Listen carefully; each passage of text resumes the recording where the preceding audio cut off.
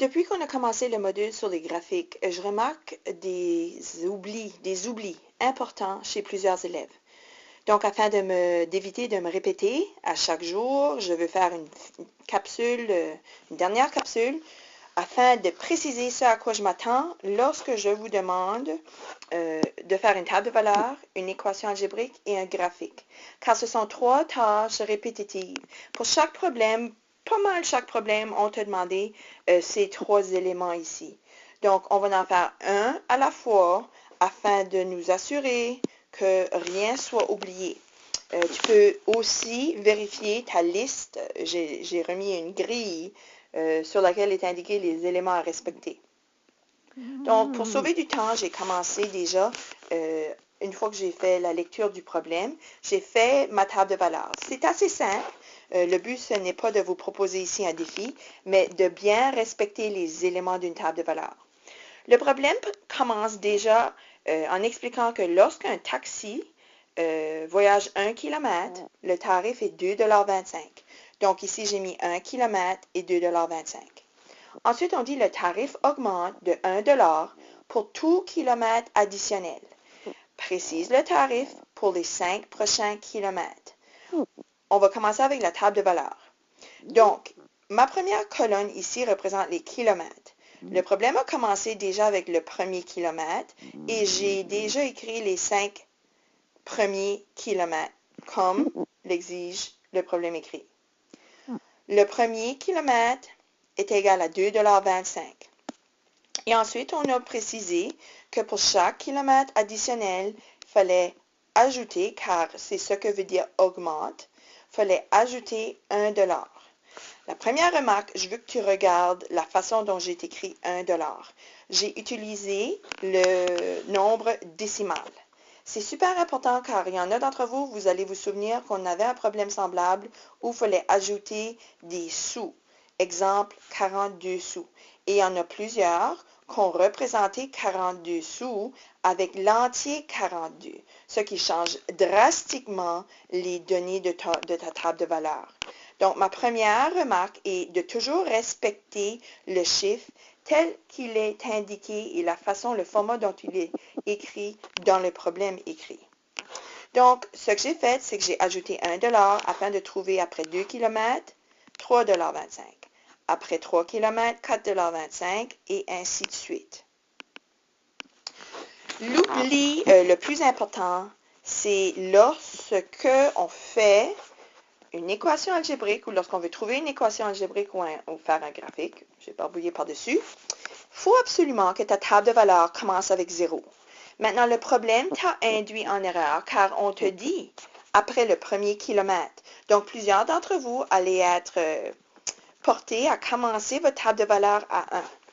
Je ne vous demanderai pas de tout effacer. Par contre, je voudrais voir ce que donne le tarif à 0 km. Donc, ça serait reculer et ajouter peut-être en haut des sous-titres, kilomètre tarif, le tarif à 0 km. Il n'est pas 0. Ce que tu vas faire, c'est l'opposé du calcul ici qui est une addition. L'opposé d'une addition, c'est une soustraction. Donc, à 2,25 $, qui est ton premier tarif, au lieu d'avancer de plus 1, tu vas reculer, donc tu vas faire une soustraction de 1 $. Donc, 2,25 $ moins 1 $ donne 1,25 $. Si tu peux commencer ta table de valeurs avec 0, c'est super. Mais si tu oublies, tu n'as pas à tout effacer. Par contre, tu ne peux pas le laisser comme ça. Tu dois absolument faire un recul et me dire, bon, ben à 0 km, c'est-à-dire que j'embarque dans le taxi et, ce qui est souvent le cas, il y a un tarif de base. Donc, tu dois déjà payer 1,25 $ sans que le taxi ait même avancé. Ça, c'est une remarque numéro 1. C'est un oubli que je souhaite qui arrête très prochainement.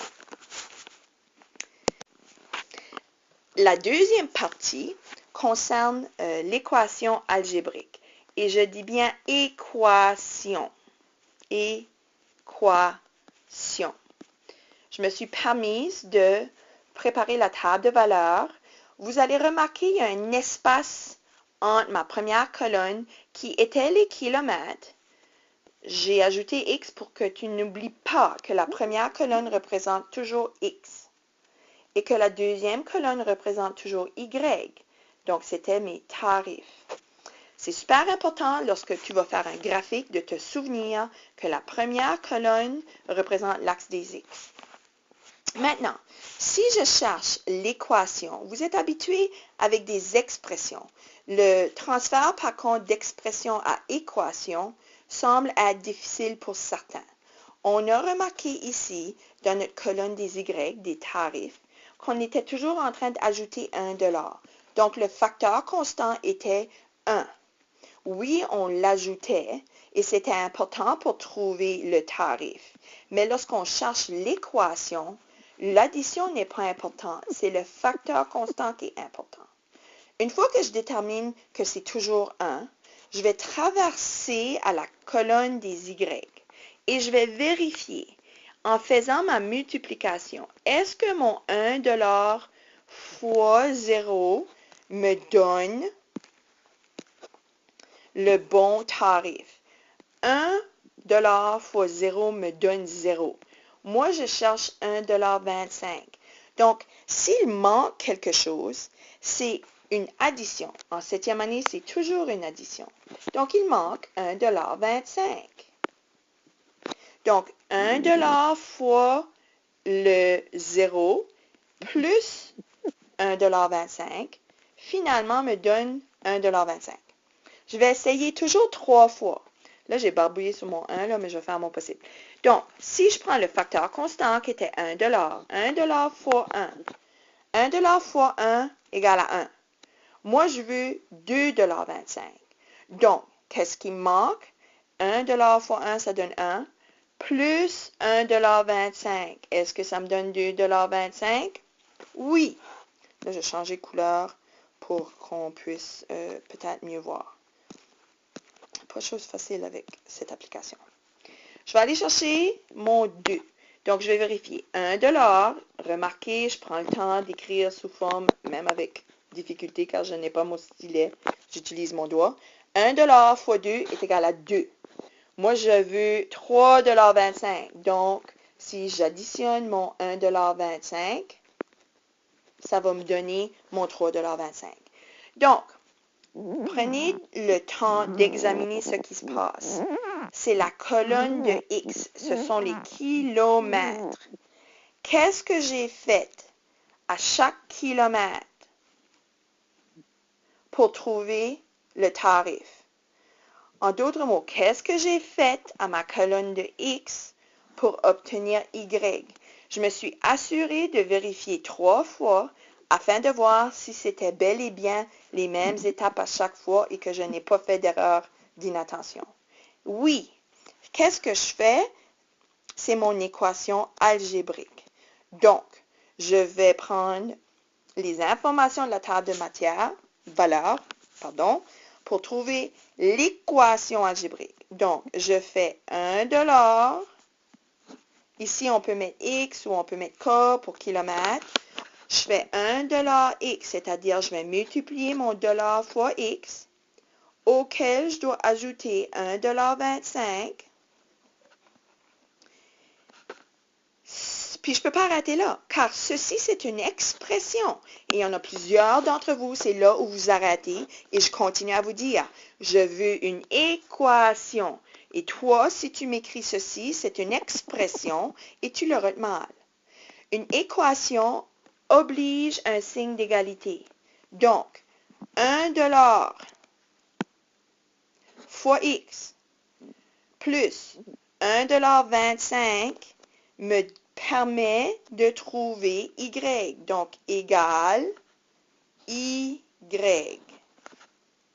Moi, j'ai vu des élèves, puis là, c'est plus long que prévu, là, désolé, mais moi, j'ai vu des élèves écrire $1 K pour kilomètre plus $1,25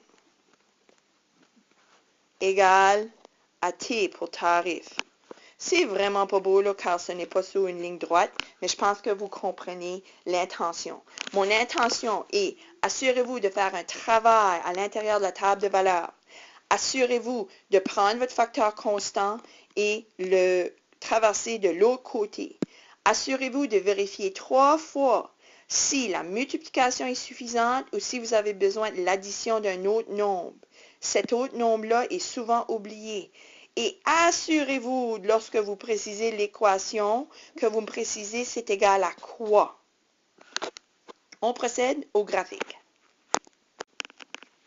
Donc, les éléments absolument essentiels lors d'un graphique. J'ai ma table de valeurs ici. J'ai mon axe des X. Chic ici, on représentait les kilomètres. Donc, moi, j'ai l'habitude de tout de suite écrire mes titres, mes sous-titres et mes titres. Donc, ici, on aura les kilomètres. Ici, on aura le tarif. Oh, Star, j'ai mon doigt là qui écrit très mal. Donc, je vais abrévier. Tarif par kilomètre. Donc, une des premières choses que je regarde, as-tu ton grand titre? As-tu tes deux sous-titres? Ensuite, j'ai demandé des tirets. Donc, si tu décides de sauter une ligne, je veux un tiret pour représenter 1. Je veux un tiret pour représenter 2. Tiret 3. Tiret 4. Tiret 5.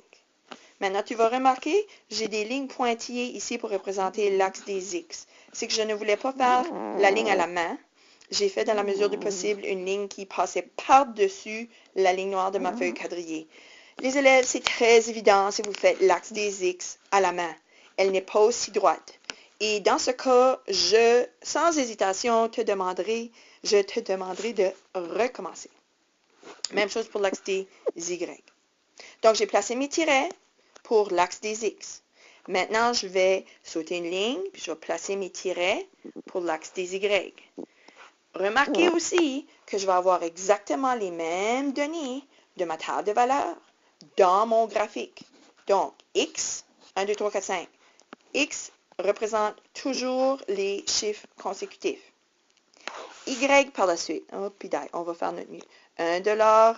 Oh, non, c'est pas 1,25$, car on ne va pas commencer. Oh oui, désolé, oui. 1,25$ ici.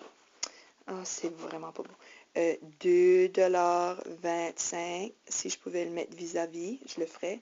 Essayons voir pour le 3,25$. C'est peut-être mon meilleur. 4,25$. J'arrêterai à 4,25$ car mon écran, je n'ai pas anticipé à aller plus haut.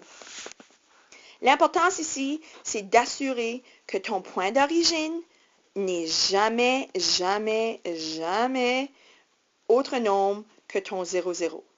Donc, si je remarque ma table de valeurs, à X, lorsque X est 0, Y est 1,25$. Donc, X 0, Y 1,25$. Et je mets mon point ici. Je mets mon point sur l'axe des Y.